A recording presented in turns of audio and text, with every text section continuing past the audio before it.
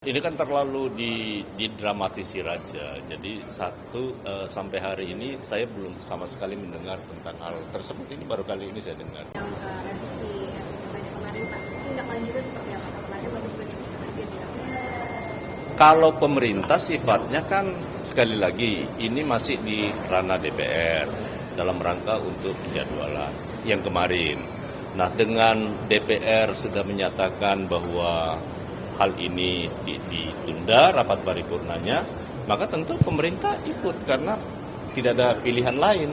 Itu yang jadi harapan kita semua kan.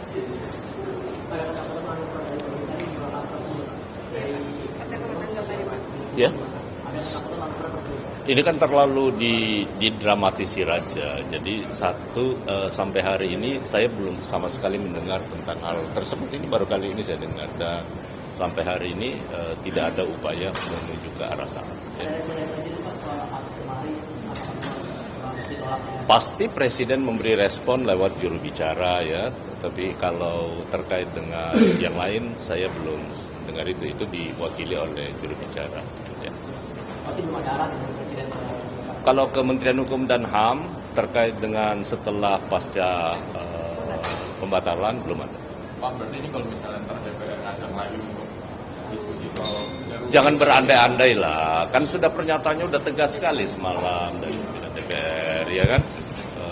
Jadi sekali lagi jangan berandai-andai. kalau DPR bilangnya mungkin nggak di periode ini, mungkin nanti ke depannya. Berarti ada kalau misalnya diajak lagi gimana?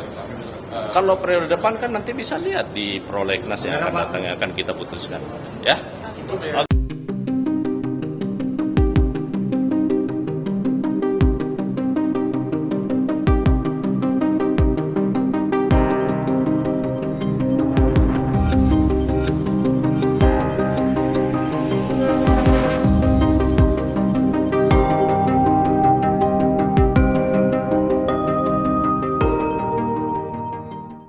Junjung tinggi prinsip jurnalisme dalam setiap tayangan terbaiknya.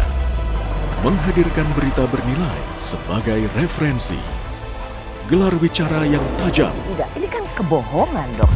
Mengupas fakta demi fakta dan mendorong pencarian solusi. Serta investigasi yang mengungkap kebenaran. Rosi, Satu Meja, The Forum, Sapa Indonesia Malam. Nilu, ikuti semuanya bersama Kompas TV.